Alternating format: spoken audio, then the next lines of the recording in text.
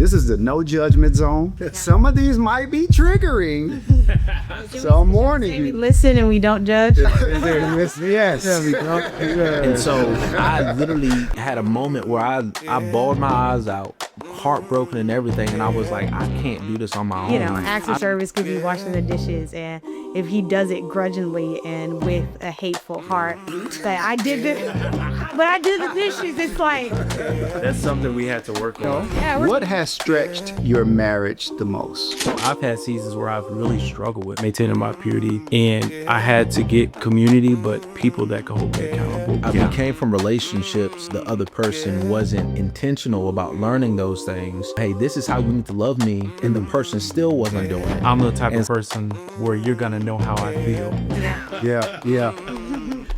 Leave dishes in the sink. Over. I'm gonna say no. Like my impression of him was just like he is just so loyal and like patient. I got divorced like I'm almost 30 years old. I got 3 kids. Like I got a lot to unpack to somebody. So when you guys are upset with each other, how do you not go to bed mad? the thing is, we're not fighting each other. We're fighting the enemy. Life keep pressing, still we show up, growing stronger every moment, every story, every question, built by fire, shaped by lessons, forged conversation, where pressure cuts purpose, truth on the table, we walk it out. You're gonna get me canceled. Forged conversation. Don't worry, I've been counseled like 7 times. You'll live through it.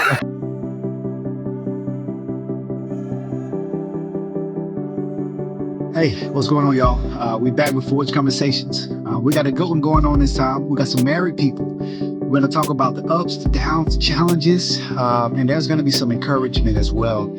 I encourage you guys to like the channel, subscribe to the channel, because there's a lot more coming. And try to listen to this one to the end, because I want you guys to be in prayer with the family and with the couple that is the couples that are on here, and you'll understand why if you watch it to the end. But thank you. Like I said, subscribe to the channel. Send this to people that are married, people that are single, that need encouragement. Get it out there. Get the word out. And I hope you guys are encouraged. Hey. Thank y'all for joining back with us. We got another episode going. This is a marriage episode. We got 2 married couples right here. These people are dope. Talk with them. I've been knowing the guys for a while, and I just met the wives. Wives are fantastic. We're going to get to know everybody. So we're going to go around. You guys you can say your names, you can say how you met, and your first impressions of each other. So we're going to go around, you're going to say your names. We're going to start one couple at a time. So your names, say how you met, and your first impression when you first met them or first saw them, or how y'all navigated that space. My name is Benny Walker. We met, this is my wife, Lauren Walker. Thank you. And we met in Jackson, Mississippi. Jackson State University. We were freshmen in college when we first met. And I first met her because we had our first week of college, and we were campaigning to be in student government. And she came up to me and she was like, hey, my name is Lauren Taylor at the time, was her maiden name. And she was like, you know, my name isn't Ralph Lauren, but I'm Sholem Taylor Made. Wait.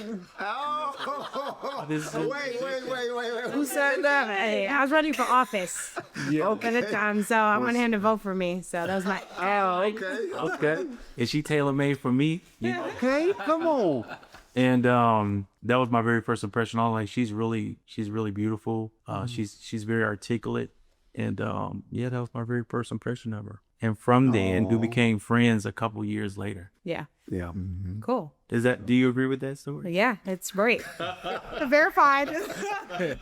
My name is Lauren Walker. My first impression was he was the only guy on campus who was saved. He was. Okay. Yeah. Was he saved for real? Yeah, he was saved. Well, You look at him, I saw that head to it.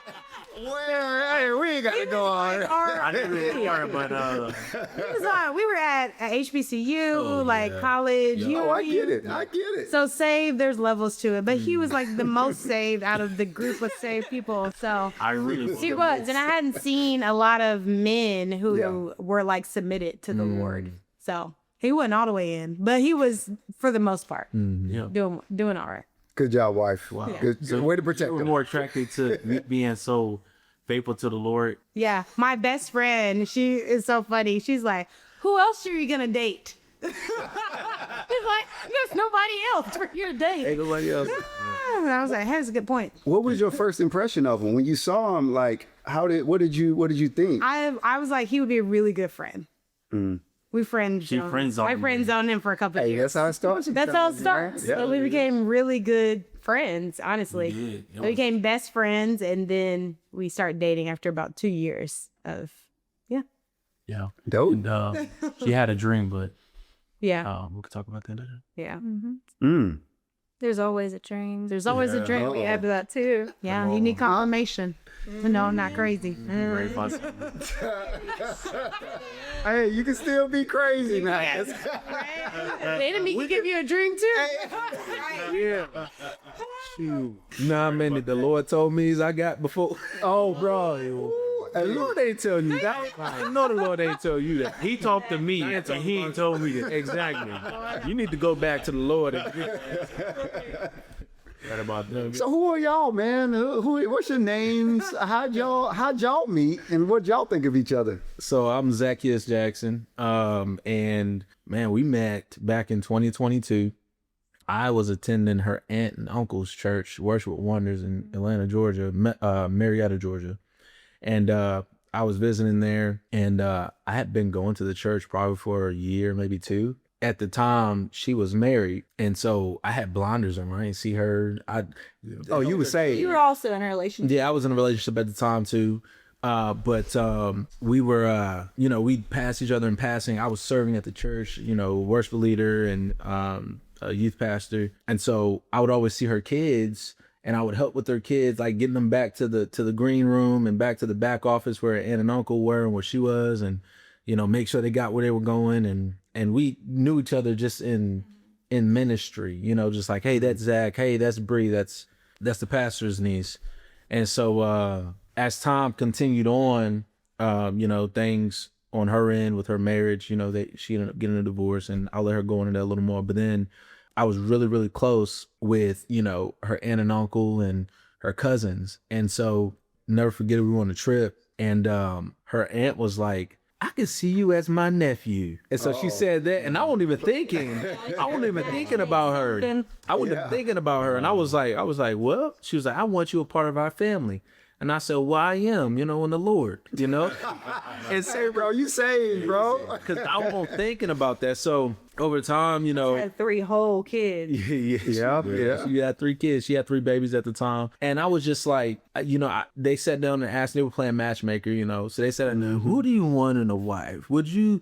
And I said, I want what the Lord wants. Whatever God has for me is what I want. Whatever that looks like, I'm submitted to him, and he knows my portion. He knows what I'm capable of handling. And she was like, well, what if she already had kids? And I said, well, if that's what God has for me, I said, now my preference would be that she didn't have any kids, or, if she has kids, that she wants more. And so Real quick, when they were asking you that, did you have her in mind? No, not at all. And so literally it wasn't until we were sitting down at her cousin's, it was their wedding shower, the bridal shower. And I was sitting here. I was sitting on that side. She was sitting here, and our son Judah was sitting in the middle, her son at the time. And we were trying to keep him quiet. He was acting up. And so I was playing with him, trying to keep him quiet.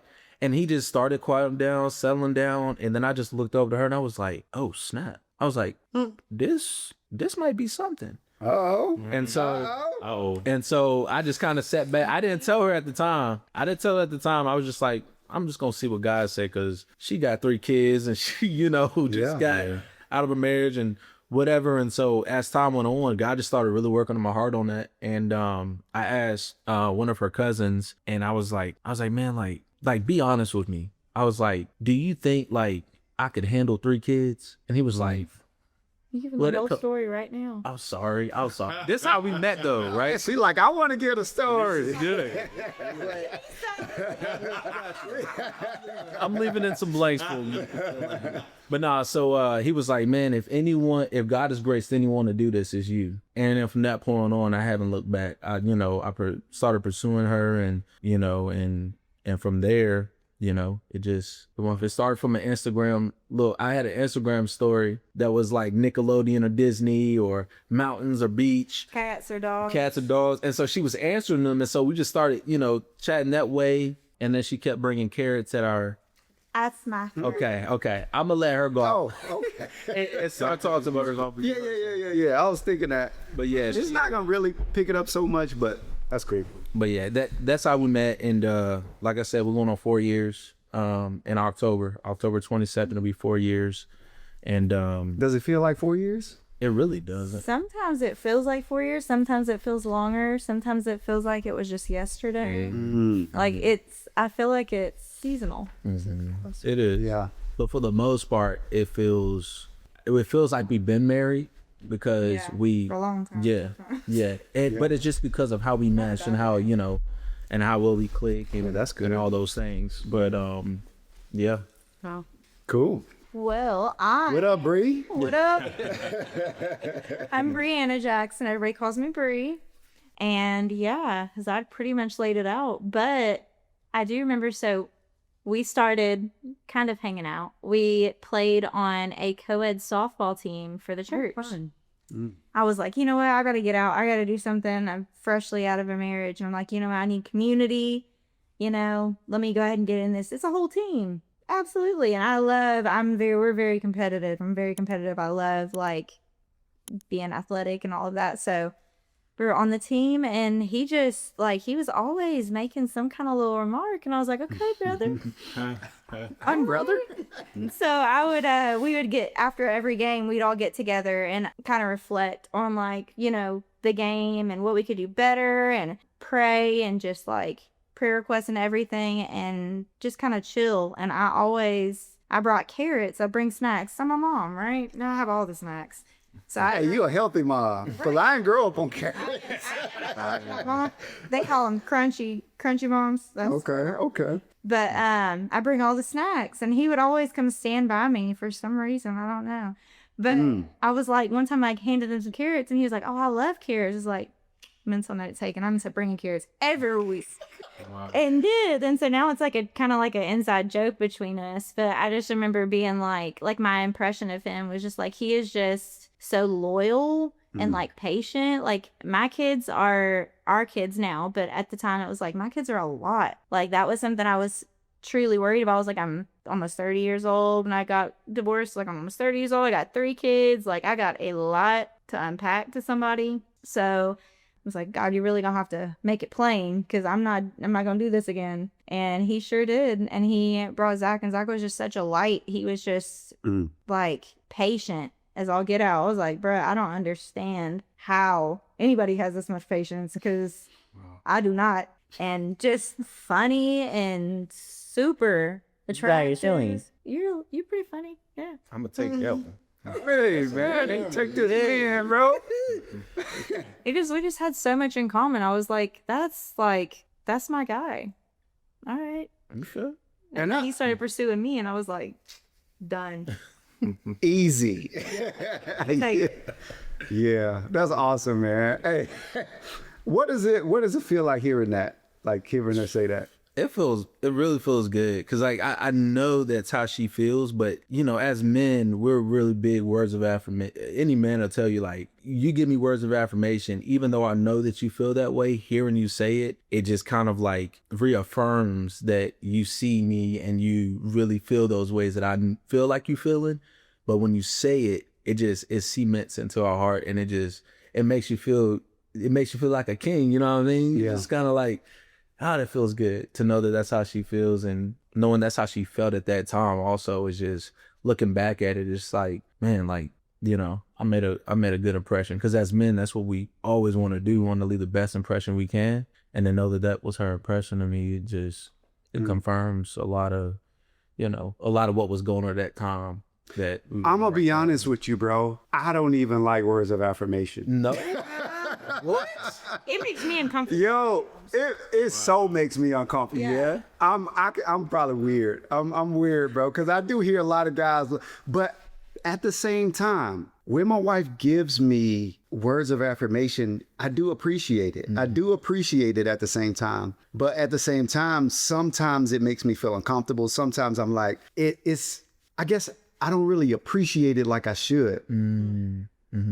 Yeah. It has something to do with our upbringing too. It does. I was just about to go there. I was thinking, should I go there or not? We've talked about like our love languages, and I'm like, words of affirmation probably for me are like on the lower. Like mine is like acts of service.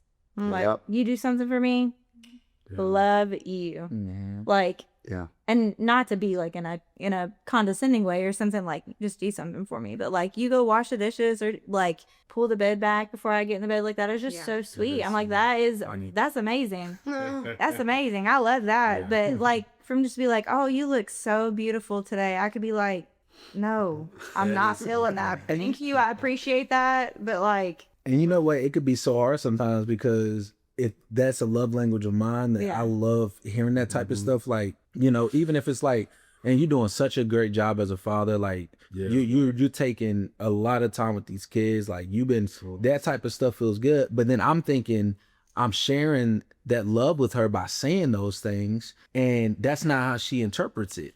And so I'm like, I'm saying how beautiful you look and how great, you know, all this stuff is that you've done, and she's just like, thank you. And I'm just like, that ain't hit her that hard. I'm thinking that she gonna feel good, you know what I mean? So I'm coming over here in a minute.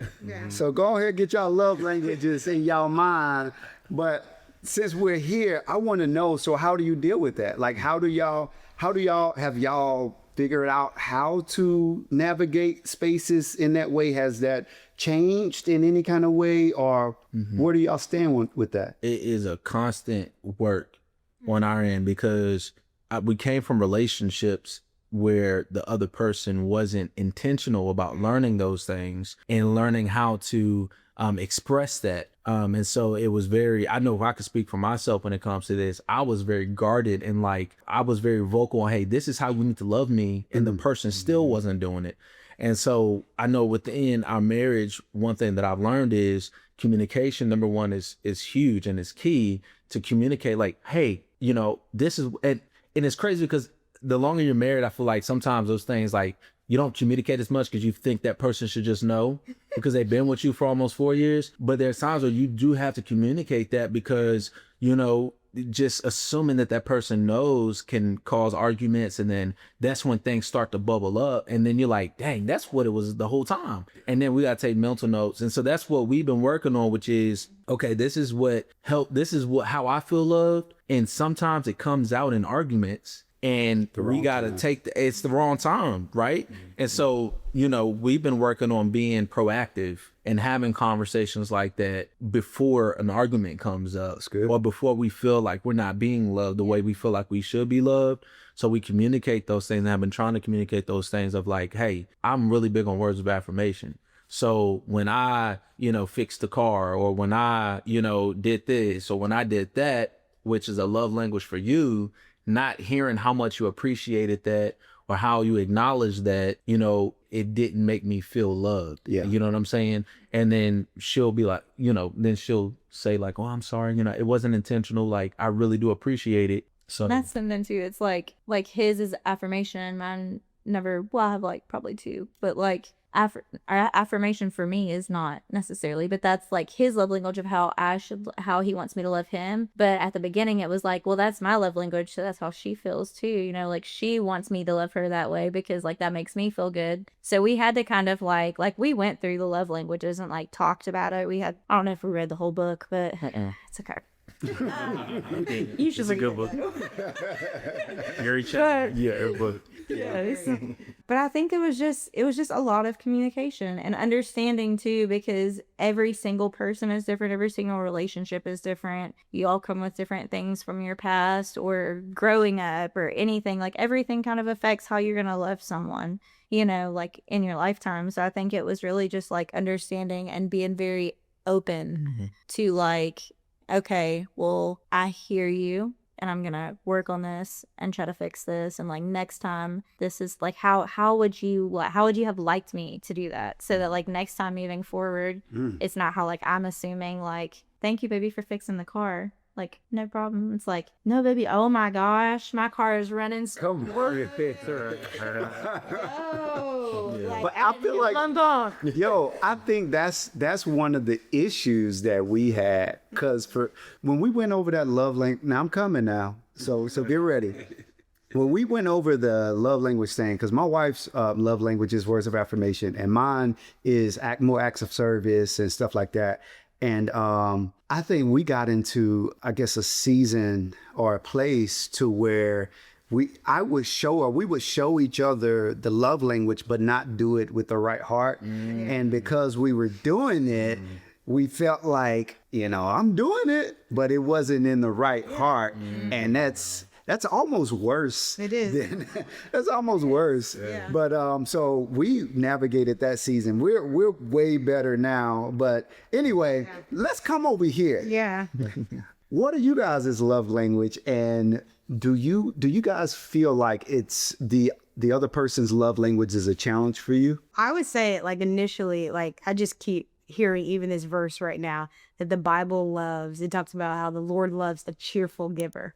And I think that applies to, because like with acts of service, I think I really love acts of service, but if your heart doesn't really want to give it, you might as well not do it. Like you just said, it's like, it's worse than even doing it. So like, acts of service could be washing the dishes, and if he does it grudgingly and with a hateful heart, say I did the dishes, it's like, that's something we had to work on. yeah, we're honestly still working through it. Lord is- Oh yeah.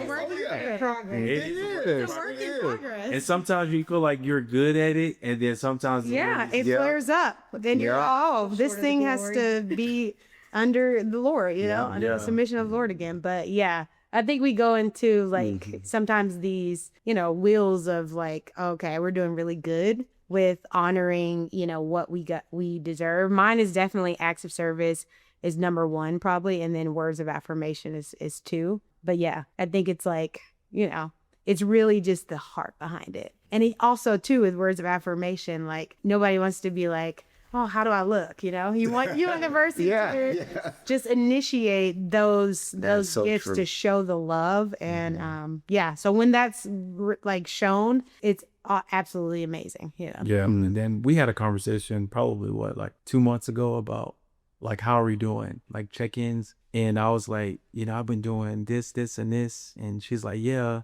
you've been doing great with just like responsibilities, right? Like you doing your role or whatever.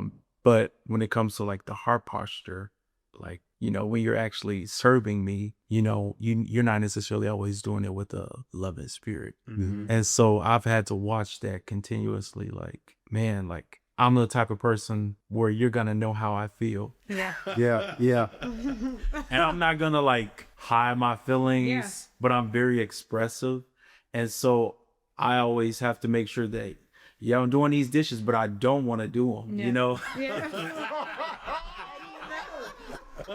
Oh, I feel you. I understand. I'm cutting this grass. So that's something that I've been just kind of making sure that I'm doing it, but I'm doing it because I love her. And regardless of whether I like to do it or not, it's just my responsibility to serve my wife. So that's something I'm learning, but her love languages. Yeah. I say for me, mine is like words of affirmation. Like I love to be affirmed.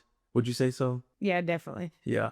I love to be affirmed with words just to make me feel like, hey, I'm doing a great job. Like you're doing well. And I think it also goes back to how I was raised and some things that I've gone through in my past with being adopted and not meeting my biological parents until I was like 19 years old. And so that's a whole story right there. But how I receive love and yes, how I just like words of affirmation because I've gone through so much in my life with my biological parents being adopted and all that stuff. So Yeah. I love all words of affirmation. Cool. So now that we know a little bit about you guys, we're going to play a little game. I know everybody probably wondering, what are those papers that you got in your hand? I wrote them myself, so they might not be super legible, but one of them says him or her and me. The other one is a red flag, and the other one says this just marriage, which is a green in the green flag. So what we're going to do, I'm going to make some statements. And so right now we just doing the green flag or the red flag and just marriage. Okay. Those are the only two we're doing right now. So this is the no judgment zone. Some of these might be triggering. So I'm warning We you. listen and we don't judge. Yes. But I'm judging. But nah, but for real. So I'm gonna make a couple statements and raise your red flag if you're like, this is more of a red flag, or nah, this is just marriage. This is just how marriage is. All right, so the first one is they leave dishes in the sink overnight. So if this is a red flag, no, that shouldn't be happening. Or this is just how marriage is. Leave dishes in the sink overnight. Oh man, is that You always leave dishes in the sink. Make it Nah, you get these dishes. You waving it too. I absolutely dislike having dishes in the sink. But he always leaves dishes in the sink at night. Why you don't like it, but you do it? What? Man, you make But if we had to sway to who make sure that the dishes are not in the sink at night. Come on. But I was raised though with you never leave the dishes in the sink. Yeah, right. Yeah. But yeah, Agreed. I Same was, here. I was raised that way too, but like we got 3 kids and about we to always say. run, so I'm like, I think that. Put them in a sink. Yeah. Wash them off. Make sure there ain't nothing on them. Deal with it. Yeah. I think that's why I was like, yeah, just marriage. But while I was in the dating realm, if I'm going to visit a young lady and like, oh, you hanging out or whatnot, and I see dishes, I'm like, yeah, that just might be this. Because you're single with no kids. What's going on? You know, keep your space straight. busy. She could be, but if it's piled in the sink, It is that how ain't many no- dishes? that ain't no cup of crack in her end. You know? and that's just what you see. That's just what, yeah. Rude. Yeah. What about that closet? Yeah. Worried about the bathroom. Oh, right under that sink. All right, so the next question, or the next statement is, going to bed mad. Is that a red flag? No, we shouldn't do this. Definitely red. Or is that, this is just marriage. This is how marriage is sometimes. Okay, all right, red flag. Yeah, we never go to bed mad. Feel like just marriage is a red flag. Yeah, somebody That's just marriage. Then Hey, look, you need to take a look because that is gonna. That's just the beginning. so let's talk about that real quick. Yeah. Yeah. So when you guys are upset with each other, how do you not go to bed mad? How do you do that? Like, how do you, like, what does that look like, not going to bed mad? Is that just a psychological, okay, I'm not mad, but you really are mad? Or do you guys settle everything before mad or before you go to bed? Like, what does that look like then? So Because that can be challenging. yes, and my wife, she's one that's like, I need some space. Actually, I need time to process. I need a minute. And if we He's just patient. had, and if I get heated. so we just had, yeah. I feel like we might be alone.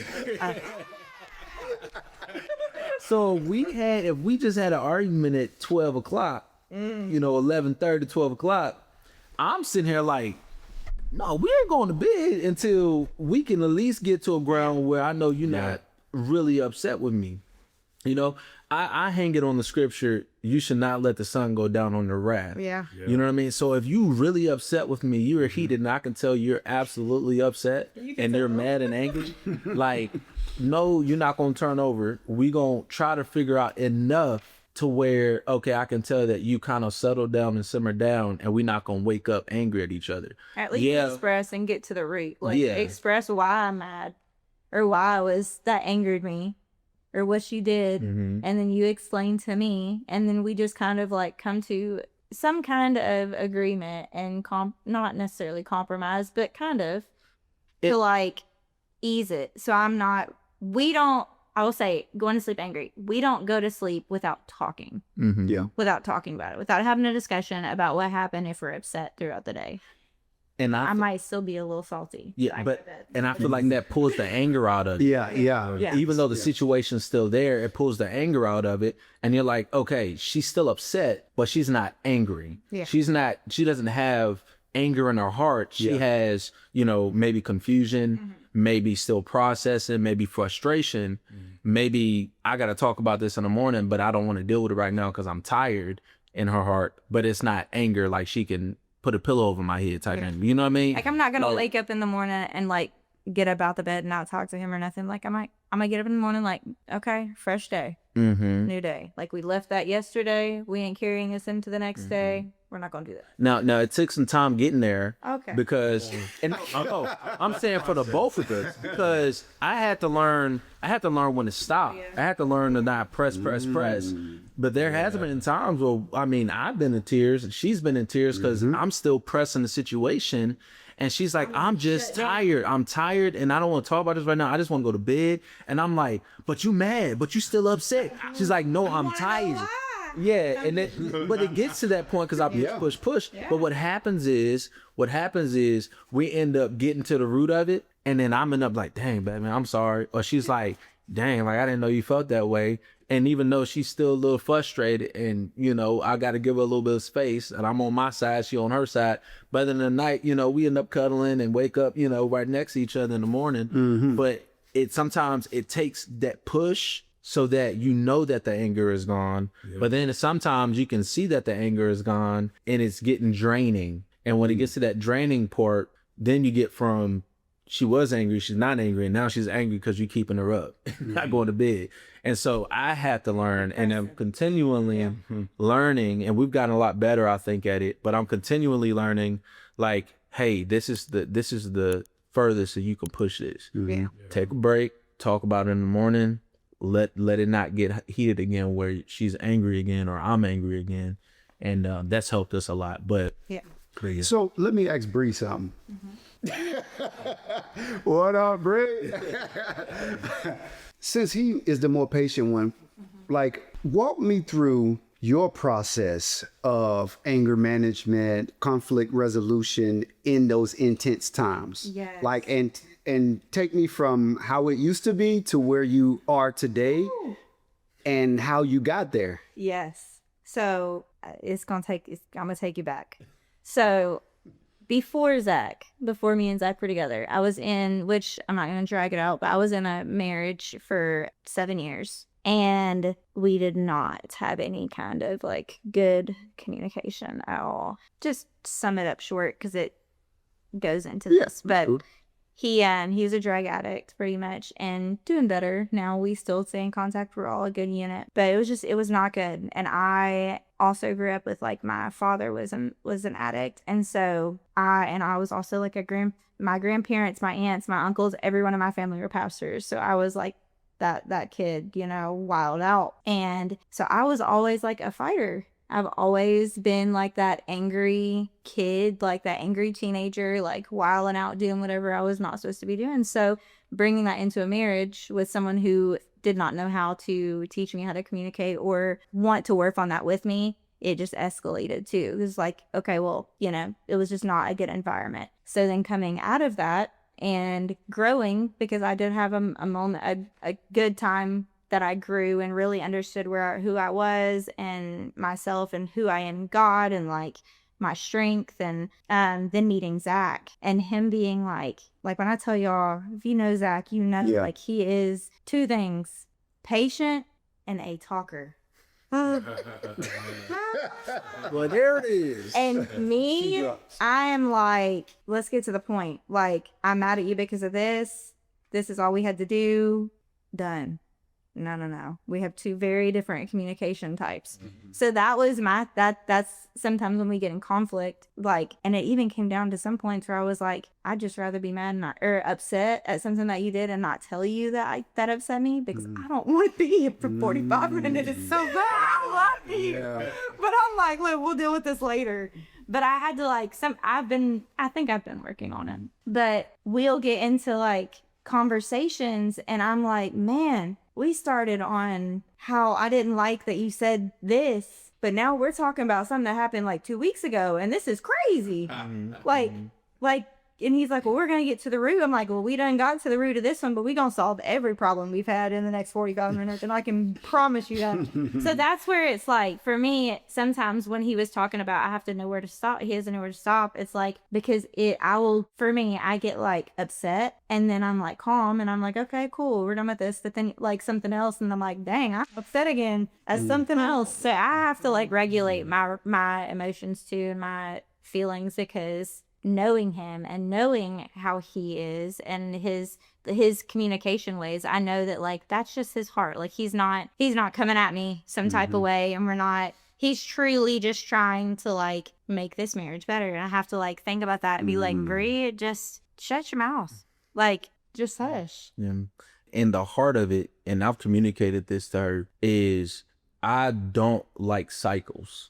Like, I don't like repeating things over and over and over again. So if I see something that happened 2 weeks ago or a year ago that we talked about it, we had strong conflict in, I'm like, why are we repeating this again? What is the root of this happening? Like, we got to go back. We got to figure out, hey, what happened then? What happened now? What happened in between? Because somehow we got back to this when we thought we had it settled a year ago. And so that's where those longer conversations come. And then, of course, she's like, well, I'm talking about right now. And I'm like, yeah, but Crazy. And I'm like, but right now probably happened most likely because of what happened a week ago. That, you know, the biggest thing that we've been working on is, are you good? Yeah, I'm good. But you don't look good. You ain't acting like you good. You know, you walking around like, oh, it's not good. all the energy you giving ain't good. So We're both very like yeah. exuberant, if that's the word, like with our body language. Like we're very Oh yeah, you can see it all over my face. You know what I'm saying? I ain't trying to cover it up for nobody. You're gonna know how I feel. And he's like, I'm like, he's always a happy person. So when he is like not feeling it, you know. And it's either exhausted, but my thing is, and this is where I get at, because it's like I could be asking her for a week, are you good? And it could have been one thing that I didn't do, or one thing that irritated her that she didn't want to talk about, and it just hung on and hung on and hung on. And the more I ask her, she'll tell you this too, the more I ask her, are you good? The more irritated she gets. And I'm like, and then I tell her, I'm saying, okay, but you're saying that, but you're not giving that you're good. Like something happened. And then finally it'll come out in the fest. Of course it will. Yeah. This is what it was. Just face. I gotta try and tell you. Yeah. Like I'm good right now, but give me a minute and then I'll come back and tell you where I was. Yeah, it's a learning process. Did y'all have anything that y'all wanted to say about? Our line is like, we'll disagree, but we won't disrespect.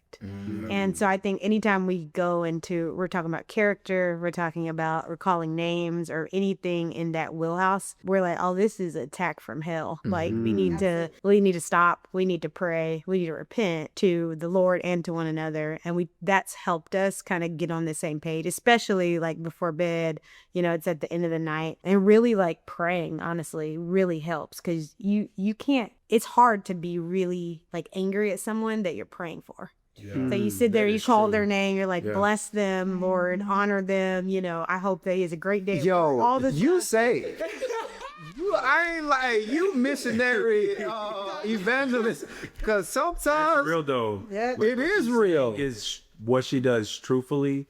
That is real. Because like we'll have a conflict and what we had said probably a little bit too much. yesterday. Like we gone a little too far. Yep. Like this has simmered a little bit too long. Yeah. And she'll go into another room and I'm still angry. I'm still boiling. And she'll put on some worship music and I'm like, oh Lord, but I'm still, she need to take accountability for this. She needs to get it. And she'll be in the room, she'll be worshiping, she'll be praying. And then I come in there and the atmosphere is so different. Yeah. You know, and so And I'm really big about atmosphere. And so I'm like, I can feel this spirit. Like, I can feel it shift during come. You need to pray. Like, you need to, like, you know, repent. And That's so powerful. it really has helped us, you know, because the thing is, we're not fighting each other. We're fighting the enemy. He hates marriage. He hates it. He hates unity. He hates oneness, especially when we're trying to advance the kingdom in a way. So, like, you know, we could be doing something really big or about to be like this. We knew we were having this podcast. This is a great example, right? We're going to be talking about marriage. There are people who will be free, and there are people who will have breakthrough in their marriages because of this podcast being released. So, of course, the enemy would set Come on, marriage. come on, missionary. I mean, it's like, it's not even impressive, his traps, right? It's like, it's not even like he does the same things. And so it's like, oh, like if we can just recognize, oh, this is a plan from the enemy. Like, let's just stop. we host so many people like in Yeah. our home. And so we know that whenever there's a, you know, about to be something, like the enemy comes with little spits and spats. Yeah. Like there's the small foxes, and then the small foxes become like big things. And you're like, how did they get this big? Yeah. You know, all so quick. Yeah. And so we're really big on protecting the atmosphere and the culture of our home. Keep that peace. Because our home is a place where people can come and just like feel at home, get whatever they need in our home, because this is what we feel like the Lord is purpose for our marriage, for our house and our home to be a safe haven for a lot of people. And so we have to be very good stewards over the atmosphere in our home. Yeah. Come on, Deacon and come on, Bishop and missionary. All right, let's I guess we'll go to the next one before we go to the next section. Okay. Let's see. We'll go through these pretty quick though. We'll just do some flags on these. We might touch on some of them, but is it a red flag or is it just marriage checking each other's phone? Red flag. We ain't gonna talk about these. We just gonna hold up flags. I mean, if you want to. Oh no. I want to hold up both. So let's be clear. To say I have a kind of both. Yeah. Let's be clear. like, you know, I can use it. So not just using it, checking it like, let me see what he got going on in his phone. Let me see what she got going on in her phone. So a red flag is saying, I don't take all of that. We don't have to do that. A green flag is saying, yeah, it's just a part of marriage. This is just what happens in marriage. oh no, I'm kind of Yeah. sorry, like If it's coming from a place of insecurity and lack of discernment, then it's a red flag. But then I think if that's coming from a place of like, oh, I've had a dream and you know, the Lord showed me something and I need to just make sure, you know, I don't know. yeah, that's how the Lord speaks to her in dreams. Yeah, and dreams. The Lord always be telling on me. He be telling on me. I will literally wake him up and be like, baby, I just got to ask you a question. And he's like, oh, man. I bet he thinking, let me see what I did now. I'm telling you, I'll be like, cold sweats like, Jesus, I don't even remember if I did something. You know what I mean? I always say, like, I told him at the very beginning of a relationship, because I totally agree with what you were saying. It's like, if I feel like I have to go through your phone, then there's no trust there anyways. But I do feel like in that's why I held it both, because you explained it perfectly. That's why I said there's an explanation, because I feel like in discernment areas, like if you're feeling some type of way, or even like for a man's mind, like you never know what could like pop up.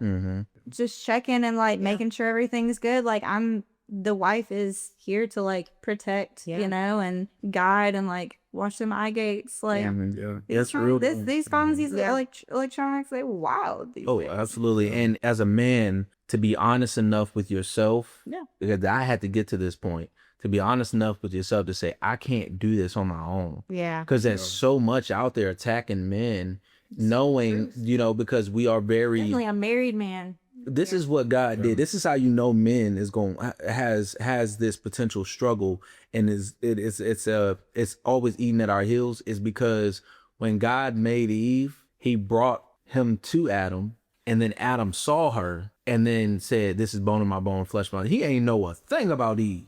He saw her and was like, "Oh yeah, this is good."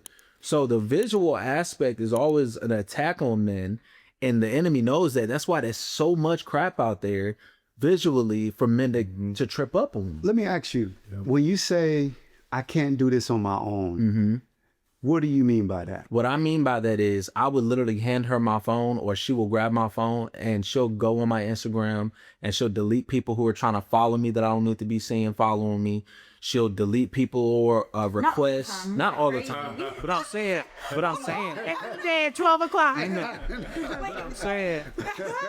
He was Sharif. Watch the fuck. But no, so like she'll do that. She'll check to make sure ain't nothing crazy because baby, do you like? Are you cool? Like, you can sit right next to me. Like, I'm just gonna go through this and like Facebook. You go through like the requests. Yeah, some of those requests are crazy. I get them, and I'm like, yo, what? Yeah, like delete. Heck no, I rebuke that. Yeah, and a piece of that, and this is a vulnerable aspect, but a piece of that is my own doing, my stupidity, and allowing the enemy to drag me into some situations that I shouldn't have been a part of, or shouldn't have had no business even entertaining, and it caused that to even be more of a reason. And God opened my eyes, like, you can't do this on your own. Yeah. You have a whole wife here that you love, that you want to foster a proper relationship with. And so I literally had a moment where I bawled my eyes out, heartbroken and everything, and I was like, I can't do this on my own. I've been trying to do it on my own, literally on my own. What is that mean? What have you been trying to do? So what I mean is trying to avoid the temptation and the potential things that pop up on the page and stuff, like, oh well, yeah, I'll just swipe by. Oh yeah, I just ignore that. TikTok is a dangerous thing because it does, it'll pop something up that you ain't even looking at, you ain't even looking for, and it'll pop it up, and you're like, I don't even follow this person, I don't even know who this person is, right?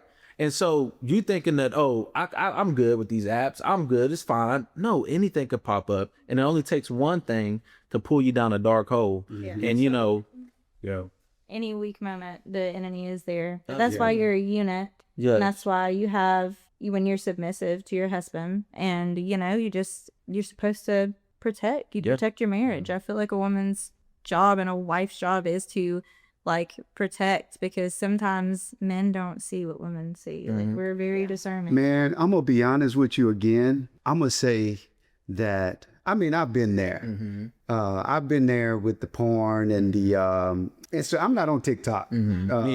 Oh, I thought you said TikTok. I deleted that app. Oh, okay. Yeah, that's gone. I never really had it like that, but I mean, I'm probably like, I'm super old. Yeah. I feel be old when people talk about TikTok and stuff. But anyway, why was I even saying that? Oh, I believe what else is important with that. I know you are there to protect them, cover them. Community is so important, bro. Absolutely. And transparency, like just like we're doing right now, but on a regular basis, like that's so important to us as a unit in marriage, us as a man, a woman. See, he can always come to me with it, Yeah, because it be able to help him. Because struggle.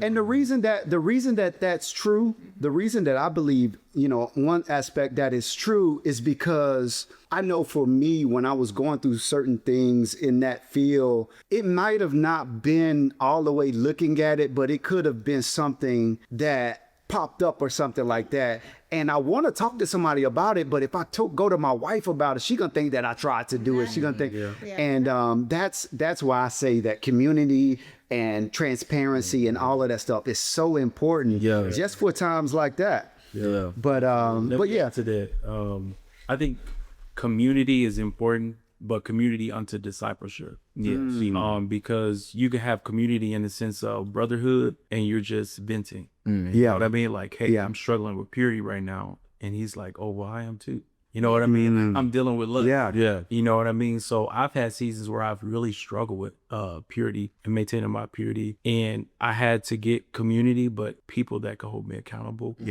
And I could be really extremely vulnerable with. And to the point where they're like, all right, like, I'm going to hold you accountable. I'm gonna put this app on your phone to where you can see every single I did. I have that. Everything. And so now we're meeting up each week to talk about, how's it going now? What are you doing, to be able to get yourself out of this cycle and this stronghold of lust. You know what I mean? So I've had to where I had to be honest, vulnerable, but also have that accountability when it comes to like somebody discipling me as a man. Yeah. So that I could hold myself accountable and be able to be the best leader for my wife as well as my family. Come on, Bishop. Come on. Yes. But it ain't easy though. Sometimes if you don't have that, it can be extremely challenging. Oh, You don't have somebody you could be really vulnerable with. And I've had years where I've pastored and I was a pastor and I was afraid of being vulnerable and real with people. yeah. You know what I mean? Who could like understand the anointing, but also understand some of the proclivities and the issues that I was having. That's real. Yeah. And so I needed to be able to find somebody that saw Benny and then just like as the man and not the gifts and won't judge me and won't, slander my name on social media and all that stuff to be able to, help me. Yeah. That's good. That's good. Man, y'all going deep, man. Hey, we just on the icebreaker. I'm gonna do a couple more of these and then we're gonna go into more conversation. So what about, let me go to a good one. Oh, I'm gonna say this one since y'all money folks.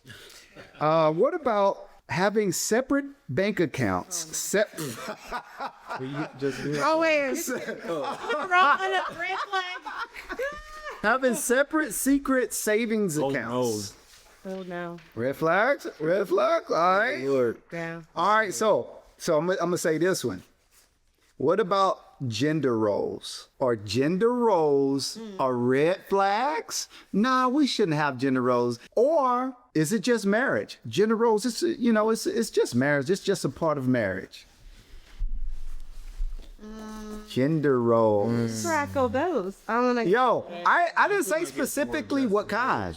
Because there are natural things that women are going to necessarily gravitate to in their role, even biblically. She is the steward of the home. She makes sure that, that the culture, the atmosphere of the home is taken care of. She prepares the home. I think too, though, with gender roles, I think society, when you hear that term, you immediately think the wife's at home and the husband is working. The wife cleans up the house, and I think that when you have two people that are bringing in income, or it could be swapped, then that's just unrealistic.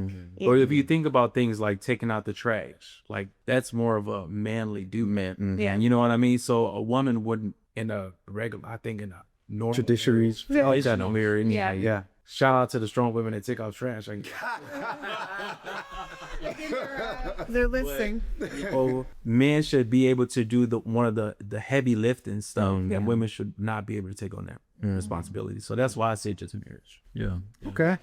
I said agree and disagree. I agree exactly with what you're saying too about it is biblical. Like the wife is supposed to take care of the house and do those things. Definitely and also what she was saying, like we both make money. We both bring money into the house. I think it's also a heart posture thing. So it's like when you expect me to be doing it all, which this is not a shade. This is not a shade. But it's like, I think it's like when you expect the wife to be at home doing all these things, and it's like if it's not done, it's a certain thing. Or it's like I'm not too good to go cut the grass. If the grass needs to be cut and you've been working your butt off, I don't mind get on there getting some sun. Like, shoot, let me go do that. So She's like, I ain't cut no good. I love it for you. But we also we work completely different. So he works in the morning, I work at night for the most part. So it's like if the kids are at home and they're destroying the house, I don't expect to come home to my house being completely destroyed. No, I don't have to be spotless, but have the kids straighten up. And I do. That's definitely true. And change a little bit, it's like, no, I just worked the whole shift too. You got food. I'm gonna cook. So don't worry about that. You gonna have food, you gonna have this stuff situated, the house gonna be straightened up. But also in the flip side, he's able to do the same things I'm able to, and I can also do some of the things, not all the things. Since we on this type of type of topic, I want to get y'all perspectives on submission and leadership. What role does that play in your marriage? Does that even play? Does everybody do the same things, or are they different?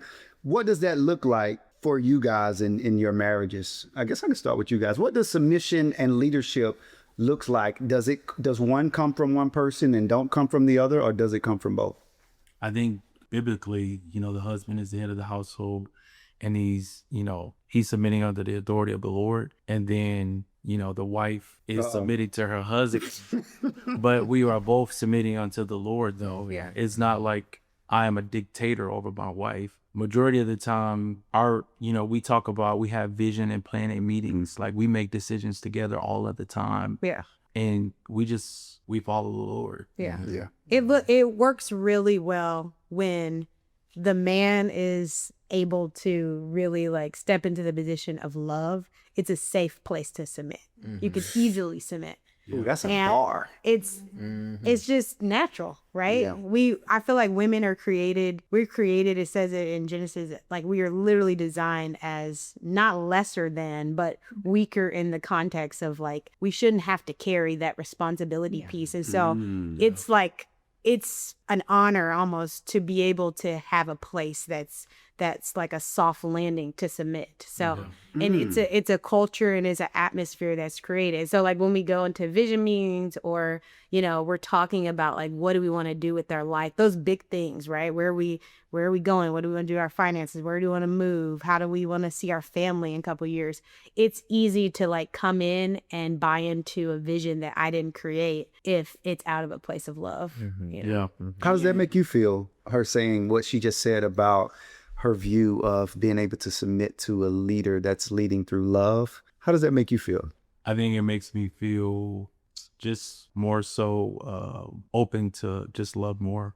Yeah. It makes me feel like it's an honor for her to submit to me, but also for her to receive love and be safe to be able to. I feel like God has given me the responsibility to make sure that she's everything that she needs to be. Yeah. Like we have had several seasons where she has lost several jobs. Yeah. I mean, like several jobs out of nowhere. Yeah. But I was gonna say it's been like just really like, I don't know, like I can be soft. Yeah. I can just be. I'm in the season right now. I just lost a job in January and I just felt no pressure I still don't feel a pressure to like try to figure it out. And it's just, he loves me enough that he's willing to, literally, he said this before, if I got to go get a job at McDonald's, which he doesn't have to, but it's like, Yeah. No. I'm Yeah. gonna with make you. sure we all right. Yeah. maybe Like, Chick-fil-A. the right. Yeah. He used to work at McDonald's, so but it's like this thing that's like this cloak you don't have to carry. You're like, he gets to carry it. I just get to be, and like that's like, yeah. But there were seasons and times where it didn't always feel like that. It did. Yeah. When we first got married, I had a mindset that, I'm the man, you're the woman. So, you know what I mean? Like, Yeah. just follow suit. Like, just, and that sounds kind of harsh, but my mentality wasn't out of love. Yeah. And so that created an imbalance. And I'm like, why isn't she like doing what I tell her to do? Or why is there so much confrontation? And it's because I wasn't submitted to the Lord in love. Yeah. I didn't have the right mindset of what marriage is and how I'm supposed to steward my wife well and love her well. And sometimes listening to the wrong people too is challenging, as well as if you've never seen a blueprint of that's how good, to have a husband, how to be a husband, and you see a husband really loving their wife completely. And so I've had some not the best examples. Yeah. And so even like some of the leaders that was in our lives, we didn't always have the best advice. And so that was challenging for us initially, of showing love to one another and not just let it be like, this is where I sit or this is gender roles, but how do we operate out of love? Yeah. So let me ask you this. How did you go from that point of not leading in love to growing in that aspect, to learning how to lead with love? Do you remember any time or anything that kind of triggered that or caused you to like self-reflect on something, or whatever it might be that caused you to lead differently or love differently? I just remember constantly having so many like heated arguments. And I remember one time after one of the arguments, we sat down, was like, hey, we can't keep listening to like some of the advice of people that were leaders, like pastoral leadership, because we were operating and doing things based on what we saw them do. What was something they said? Like, what was something that they would advise, if you can think of that? That's a good question.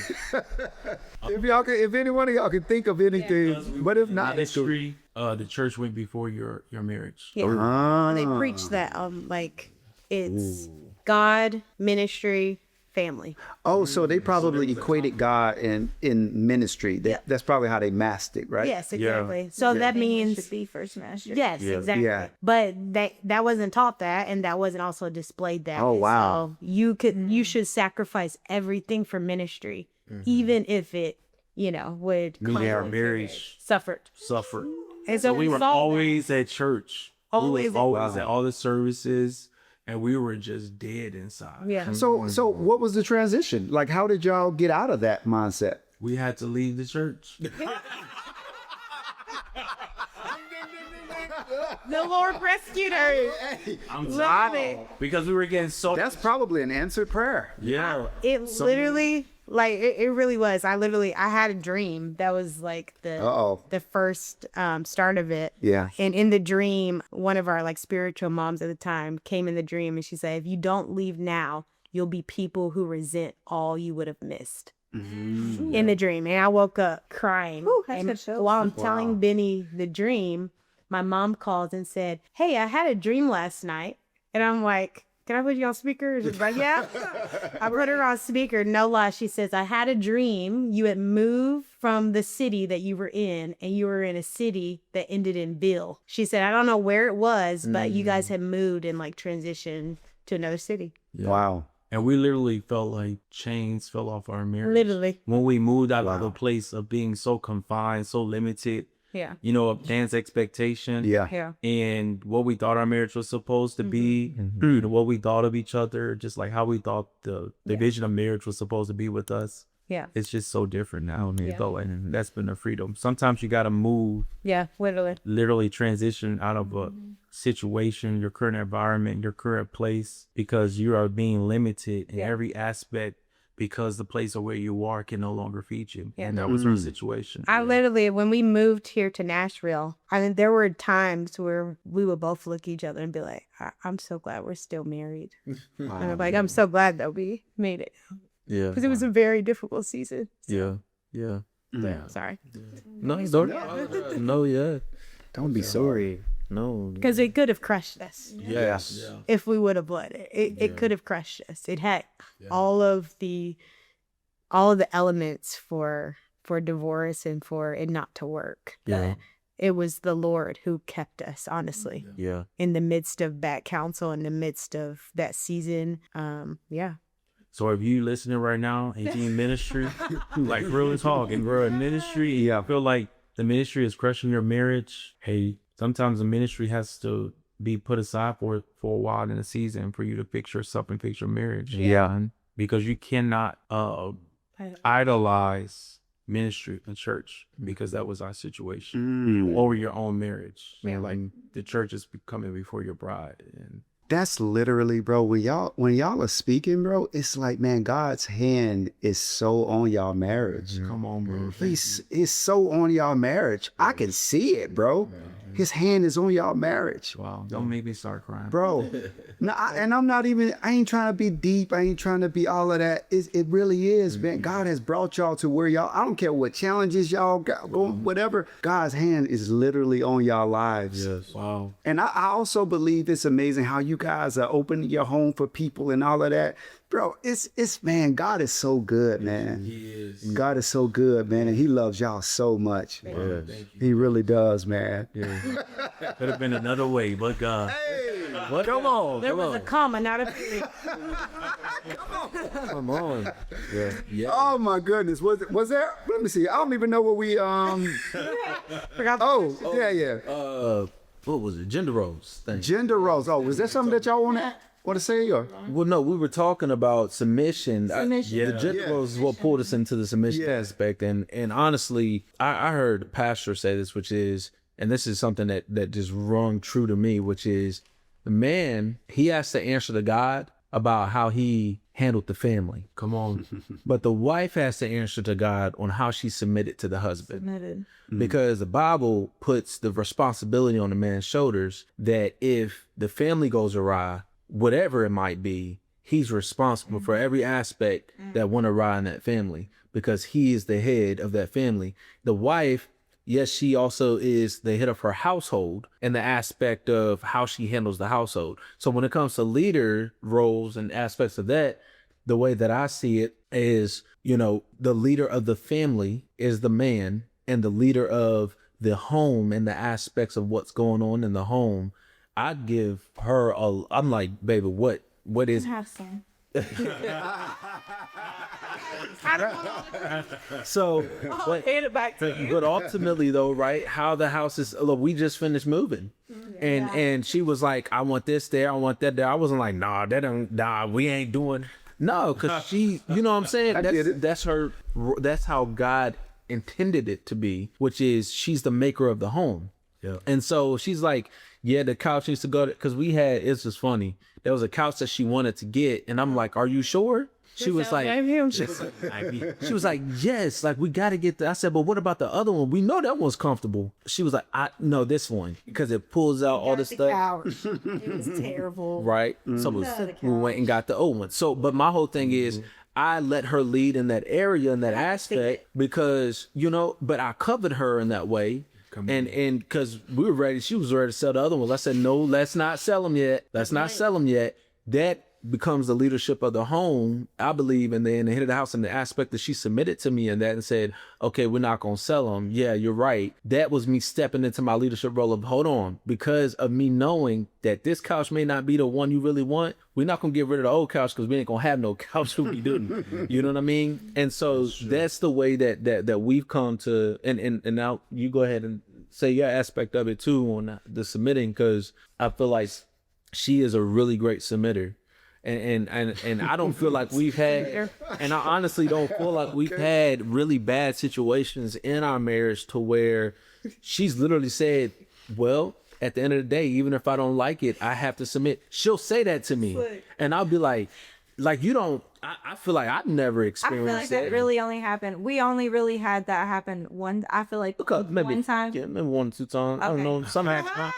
But I feel like it got like a little heated one time, and I was like, that's fine. I submit. Like, I disagree, but also at the end of the day, you know my piece. You make the decision. If you make it wrong, that's on you. I'm gonna deal with you. And that's if you ain't gonna deal with me, I'm submitting to you. And I tell you, oh my God. But I mean, and I don't feel like I don't hold like grudges towards that. It was truly like whenever I was not looking for a husband, but I was not trying to date. I was like, the next person that I date is gonna be the person I marry. I'm not out here to date. My aunt was like, well, how do you feel about submission? I was like, oh, I would love to submit. Like, I want to submit. Like, come on. Like, I'm looking for that. Like, I want to be like, yes, absolutely. Make the decision. Why do you feel like you feel that way about submission? Because I had to be such a leader role in my past relationships. With there being a hole in that, pretty much, like we were not in the right, help me, what's the word? Roles. Mm-hmm. Our roles were almost like gender role type of thing. Pretty much, or like the leadership submission. Okay. Yeah. So my last marriage, or my ex, was not at all a leader. Mm-hmm. But no, like but he never stepped into that role. He never stepped into like the godly leadership role. So it was kind of like that was my thing. So I was like, yeah, bro, you take it, please, for the love, take it. like I'm so ready to submit. And it was just so easy to submit to Zach because he is patient and he takes his time, and the man is intelligent. Like he thinks about everything, and I'm just like, yeah, let's do it. Sounds like a great idea. Like the couch. And then there's moments because of the marriage that she was in. Oh yeah. Where bringing in kids. Yeah, we're bringing in kids. Sometimes, sorry, man. No, go ahead. With like with bringing in my children, like my children that are now our children. Like the only reason you know that they're not his kids because they straight white. But other than that, I mean, it's so crazy. Side note, like we'll walk into like a store, Walmart, Target, wherever, and I'll let him walk in front of me with the kids, and we get like looks all the time. Like people look at him like, What are you doing with my kids? looking behind him like that's his kids. Yeah. But anyways, but Yeah. I love it. I love it. It's a teaching moment. Yeah, the time. Yeah. I love It's a it. teaching moment. I'm like, this is culture, baby. Okay, but It revealed our bringing my kids and bringing him into our relationship, into like our family, pretty much, was that submission part. Is like, yes, I want to submit to you, but it was hard for me to let him lead. So it was like two in the same. Like I was very so like wanting like I was submitting, but it was like, ooh, there were some drawbacks with like my children aspect, where I was like that control of like it was like a trust, like I trust you 100% with my heart, but like man, bringing my kids in here and like have already seen like what they've been through, and like I'm really trusting you, like you really gotta lead us, you know. So it was like I feel like that for a little while was kind of like a teeter-totter.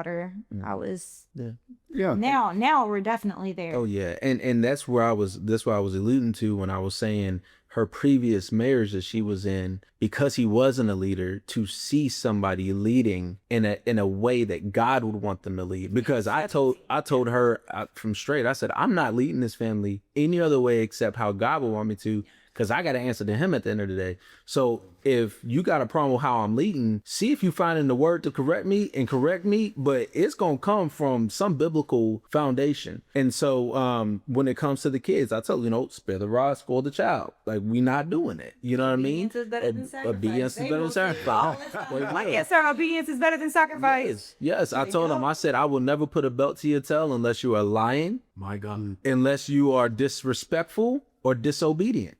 Those are biblical principles. And so I tell them straight up, and they'll repeat it verbatim now. They But still get chances. yeah, and they do. 3 strikes, you out. Sorry. And but see, all of these ground things that we establish, we had to sit down and have a conversation. And there were some moments before where she said, well, you the man, you the head of the house, and I just got to submit because. But here's the thing, it built trust because she submitted, even though she may not have wanted to. She was obedient in her submission, and through time, she realized how that submission was the correct way to go. Not tooting my horn or anything, but in the aspect of it. I was right. No, I'm just kidding. No plan, no plan. Submission is truly a teacher. Like I feel like you learn through submitting too, like even about yourself, like You really even do. what he was just saying, like even though I was submitting and I was like, yeah, you're gonna lead this, but it was like I also learned in that time, like even though I didn't want to, maybe my heart wasn't right because he was right, you know. I believe the whole concept of submission, just like you're saying, it goes back, is what did you just said you learned in your submission. Yeah, submission taught me. Yes, and I feel like even in leadership, even as men, when we submit to God, we learn, or as Christians in general, we learn that, man, I'm glad I listened to God. I'm glad I did what God told me to do, because it's like his word is our protection. Absolutely. It's like not having sex before marriage, all of that kind of stuff. Not only is it the right thing to do, but it protects us a lot of times from diseases. It protects us from soul ties, from so much. And it's like the blueprint, which is God's word, the Bible, is we submit to it, but it's also our protection. There's a bigger picture that God sees, which sometimes as leaders, we see things on a bigger picture type of level. And sometimes we make those rational, those logical decisions. And I ain't trying to call women emotional, because you know what I'm saying? Because men are emotional in senses as well. But sometimes we can make those decisions kind of like how the Bible references Christ and the church. We can be, in a sense, making those decisions from a bigger picture perspective, and it can end up being the right decision. Even though our emotion, I feel like it's a good call. But, we might see something different at certain times. I do think submission is not being, from a woman's perspective, it's not being naive. Or not having blinders in terms of leadership. Ooh, that's good. Because I think sometimes as men, like, submit yourselves one unto one another. Yes. You know what I mean? So my wife may lead in another area. Like, for example, she was really good with money, budgeting, savings, and all that sort of stuff. So there will be certain times where I'd have to lean on her knowledge and expertise to be able to get us to where we needed to get in.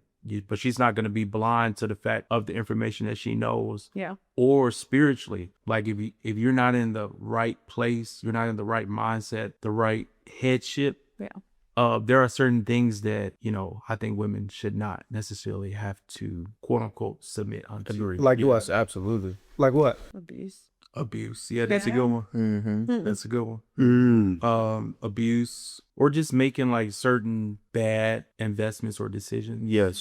Like taking out loans, like different things, you know. A story that we had before we Go ahead. Okay, I was gonna just share like a story. We weren't even married yet, we were engaged, and there was an opportunity for us to co-sign on a loan. And I think we just got married. Oh, we had just gotten married, and there was an opportunity for we just got married. Yeah. Someone asked us to co-sign on a loan, and It's like, I knew, like, I've had these conversations with my dad for years. Never co-sign loan. He said, I would never co-sign for you. So that should tell you, don't ever co-sign for someone else. So this has been playing in the back of my ear since I was like 2 years old. And so then the opportunity presents for us to co-sign. And Benny really, someone who was very like a spiritual leader in my life. Yeah. They asked us to co-sign on a loan. yeah. And someone who had really significant like leadership in my life. Yeah. They asked us to do co-sign on a loan, and I went and I talked to Lauren. I was like, hey, I've been asked to co-sign on a loan. This person is like amazing. I know that they're integral. They're incredible. Let's do it. And then you said it. And I was like, no, we can't. Like I was like crying. I was like, we cannot mess up our credit. We can't mess up our debt to income ratio. You know, I'm just going down this stuff because I'm like, this is the worst thing that you could do. And it caused a lot of conflict. It was a couple of days probably where we were back and forth on it. And I was like, please, if you don't ever listen to me about anything. And I had my dad actually call him, and then I called his mom, and I was like, somebody has to talk to him. And through like outside counsel who wasn't biased to the situation, coming in and like talking to him, I think finally your idea, you know. And I didn't beat over the head and say, you better submit. And we're gonna do it. You know, but I wasn't gonna do it though. Did y'all go to bed angry at that time? Yeah. It was probably 2 days, 3 days. Honestly, it was a point of detention because he thought I was like coming against. Yeah, that was a. It is. She was like, "You're coming against my leadership and my." And I'm like, because I trust his. Remember, I said I was adopted. Yeah. So this person was a spiritual father to me. Yeah. And so if someone's asking someone who has been through a level of, you know, rejection, all that sort of stuff, and they're in that role, so I really respected this person. So I wanted to make sure that I did everything that I could, you know, to make him happy. This person. And so it was a hard decision for me at the time to be able to make that decision. And so it turned out to be one of the greatest no's that I've ever done. Pretty sure it was. Yeah. Let's just say it was good. Yeah. That's good. That's good. All right, now we're gonna go to the hard stuff. All right. I thought we already went through. All right, at your own pace, you know, what has stretched your marriage the most? What has stretched your marriage the most that you feel led to share in this moment to possibly encourage someone that might be going through something that's challenging? Whatever you guys feel comfortable sharing. If anything, it can be something small that may have stretched it, or it could be something big that may have stretched it. Whichever one of y'all. Yeah, we can go first. I would definitely say we probably have the same answer. We've been struggling with infertility. Yeah. And in the midst of that, tons of grief and loss of loved ones. And so that's, you know, I really believe that suffering breeds grounds for intimacy with the Lord. And then it's also a really great invitation with the person you're going through it with. And so instead of like allowing this to be, I think initially we really fought each other and blamed each other for the infertility, and it was a wedge. But really quickly we realized, oh wow, this is actually something that has brought us even closer together. And what that blame looked like at the time, I was a little bit more ready to have kids. Like 2 years prior, and I waited, and we had talked about counsel. Some counsel and advice.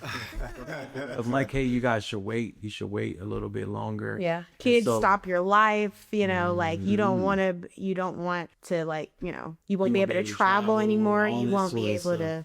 And so I was like, at the time when we weren't getting pregnant, I was like, you should have listened to me. You should have listened to me.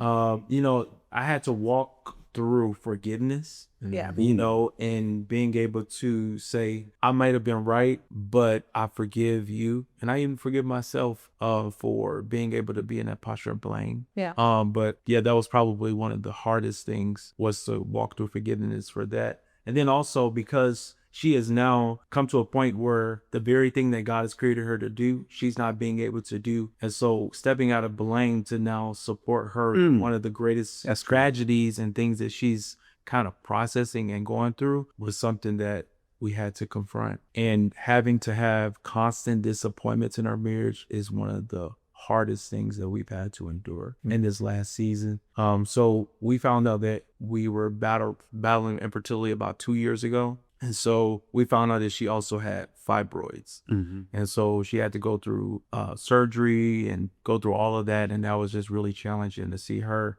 have to go through that. And I'm like, Lord, why does my wife have to go through all this pain in order to be fruitful? But there was a guy a preacher who prayed for us one time and said, the enemy likes to attack people who are the most fruitful in different areas of their lives, because he does not want them to multiply. And so that's been one of the most strains on our marriage. And then lately, we said, okay, Lord, we're going to work on the fertility part, but we felt like the Lord was calling us to foster care. Benny was in foster care until he was 2 years old. So, and I have been volunteering with an organization called CASA, and I basically represent kids in the foster care system. So when we got married, it was like, oh yeah, this is going to be a part of something we do with our life. And so we signed up in October and got licensed to be foster parents. Wow. And that was a hard decision. It was a hard decision. And January, we were like, this is our yes. We got our first call. We said yes. We decorated a nursery. Got the car seats. All of the stuff. Wow. Only to find out the day that we thought she was coming, that they had placed her at another home. And that was a couple weeks ago. And then the next following week, the same thing happened again, twice. And so we were like, geez, we can't get pregnant naturally, and then you try to take care of God's children, they ain't even come. Bro. Like you make. Oh, so I'm so sorry. Yeah, they were good. I was just saying, it's like we make plans and God laughs. Like I truly just got full body chills, and I can totally give you backstory on this in a second. But I truly felt like, and I know this is a podcast, but I truly feel like God was telling me to let you know that you preparing that nursery, I'm going to cry. You preparing that nursery, thinking that it's for other kids, but you truly, like, God is going to open your womb. Like I 100% feel like and know that like y'all are going to have your own children. Like we received that. I literally have chills all over my body when you said that it was 2 times that you completely decorated the whole nursery in your home and it was supposed to be filled. And I feel like you're just making room. You're making space and believing, and like go in that room every day and pray over that and fill this crib and fill this room, and don't give up on a dream that you've had. Don't settle. Like God is going to give you the desires of your heart. I feel like this is a good moment. If y'all don't mind, can we pray? Absolutely. Yeah, absolutely. Let's pray real quick.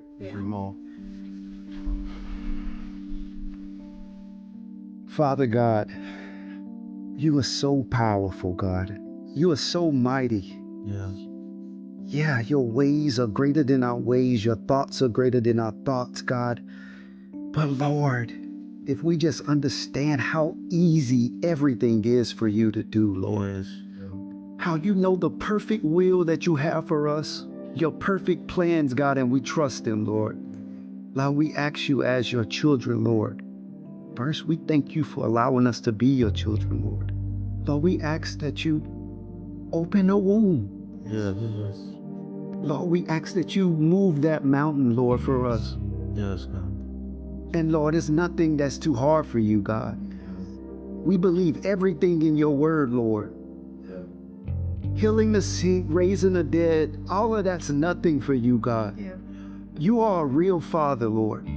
God, you are a real doctor, God. Yes. God, you are so much greater than we even imagine, Lord. We're limited by vocabulary, Lord. Yes. But Lord, we come to you right now and just thank you. Yeah. We do ask that your will be done. Yes. And Lord, we ask that you would grant her this favor, God. Yes. And Lord, regardless of how it goes, Lord, we still love you, God. Yes. Lord, we still appreciate you and we love you, God. Mm-hmm. Just as Shadrach, Meshach, and Abednego, God. God, even if you don't do it, God, we still love you. Yes. But we're believing, Lord. Believing. We are believing, God, Yes. for real. Yes. And God, you see us, God. We love you. We thank you. We honor you, God. And we say all of these things in the power and the authority of your Son, Jesus Christ. Yes. Amen. Amen.